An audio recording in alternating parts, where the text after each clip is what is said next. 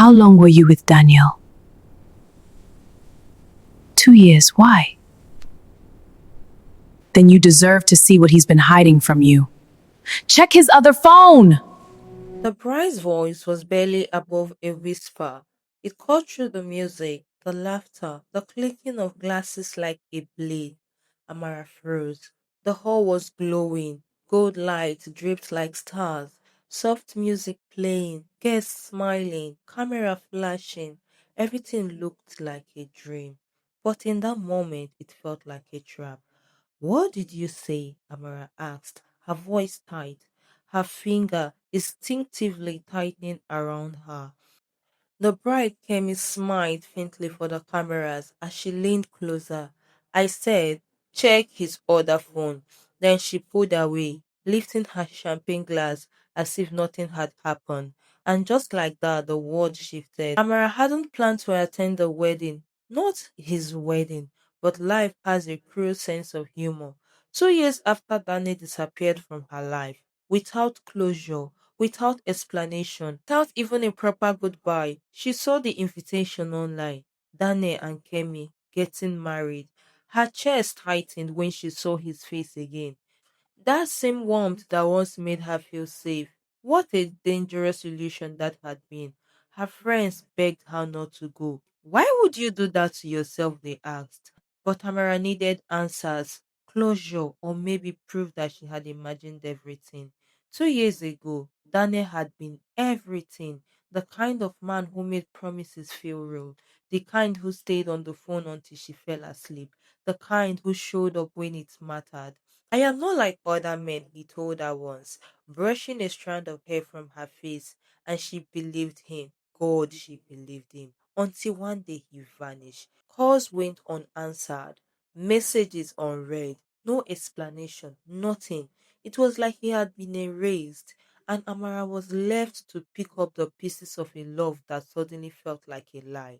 Now here she was at his wedding, watching him marry someone else. Check his other phone. That word echoed in her mind like a warning she couldn't ignore. Amara's heart pounded as her eyes searched the room. Daniel stood across the hall, laughing with his groomsmen, completely at ease, like a man with nothing to hide. But something felt off. Kemi's tone hadn't been jealousy or angry. It had been knowing. The ceremony continued. Vows were exchanged. Rings slipped onto fingers. Applause filled the air. But Tamara barely heard any of it because now she wasn't just a guest. She was part of something, something she didn't understand. The opportunity came sooner than she expected. During the reception, Daniel stepped away from the crowd, heading towards a quiet hallway. Amara hesitated for only seconds before following him. Daniel! He stopped, slowly turned, and for the first time in 2 years, their eyes met. Shock flickered across his face. Amara? Voice sounded strange on his lips now, like it didn't belong there anymore. You didn't think I'd come? She asked, her voice steady despite the storm inside her. I just didn't expect it, he said. Of course not. You didn't expect a lot of things, did you? She replied. Silence stretched between them, heavy, uncomfortable. I deserve an explanation, she continued. You disappeared, Daniel. 2 years, not a word. He ran a hand through his hair, exhaling slowly. It wasn't that simple. It never is for people who lie. His jaw tightened. I didn't lie. Amara laughed bitterly. Really? Because from where I am standing, it looks like you lived two completely different lives. He didn't respond, and that was answer enough. Then she remembered. Your other phone, she said suddenly. His eyes flickered. Just for a second, but she saw it, and that was all she needed. Where is it? She asked, stepping closer. I don't know what you think you're talking about. Stop lying, her voice cracked now. For once in your life, just tell the truth. I said, I don't. I know about it, she cut in sharply. Kemi told me. That did it. The man slipped. Daniel looked around quickly, lowering his voice. You shouldn't be here. Amara heart sank. Not denial, not confusion, just fear. What's on that phone, Daniel? She asked, her voice barely a whisper. He hesitated, and in that hesitation, everything changed. You really want to know? He said finally. Amara swallowed hard. Yes. He reached into his pocket, pulled out his second phone, black, plain, unlocked, and handed it to her. Go ahead, he said quietly. Her hands shook as she took it. Something deep inside her screamed for her to stop, to walk away, to protect whatever peace she had managed to rebuild. But she couldn't. Not anymore. She opened the phone and her world shattered. Messages. Dozen. No, hundreds. Different name. Different women. Same words. Same promises. I have never felt this way before. You're the only one who understands me. I want something real with you.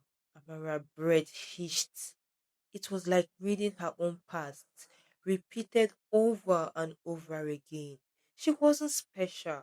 She wasn't chosen. She was just one of many. But then she saw something else.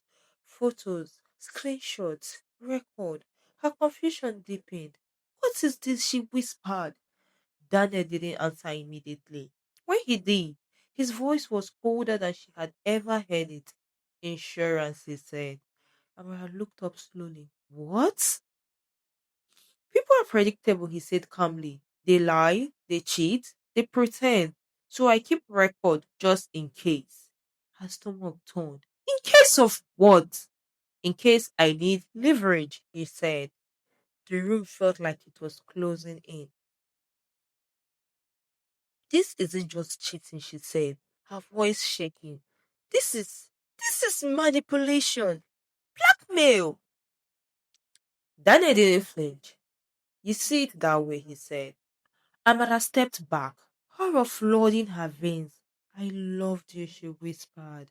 And I cared for you, he replied. Not love, cared. That's not love, Daniel. That's control. For the first time, he smiled, and it was terrifying. Love is control, Amara. People just don't like to admit it. Something inside her snapped. Not anger, but clarity. I almost destroyed myself trying to understand why you left me, she said, tears streaming down her eyes. But now I see. You didn't leave because I wasn't enough. She shook her head slowly. You left because you were broken. Daniel's expression hardened. Be careful. No, she said firmly, stepping back. You should be. And just like that, she turned and walked away. Back in the hallway, the music was still playing. People were still laughing. Kemi stood at the center, smiling like a woman who knew exactly how her story would end. Their eyes met, and this time Amara understood. Kemi hadn't whispered the warning out of jealousy or pain. She whispered it because she already knew the truth, and she chose to stay anyway. Amara walked out of the wedding hall that night with tears on her face, but something else in her heart freedom. Because sometimes the biggest deception isn't what someone does to you, it is what you allow yourself to ignore. Not every betrayal is loud, some hide behind charm, consistency, and sweet words. Pay attention to patterns and not promises, and never lose yourself trying to prove your worth to someone who thrives on deception. If this story made you think twice about someone, share it and follow for more powerful eye opening story. Thank you and have a lovely day. Bye.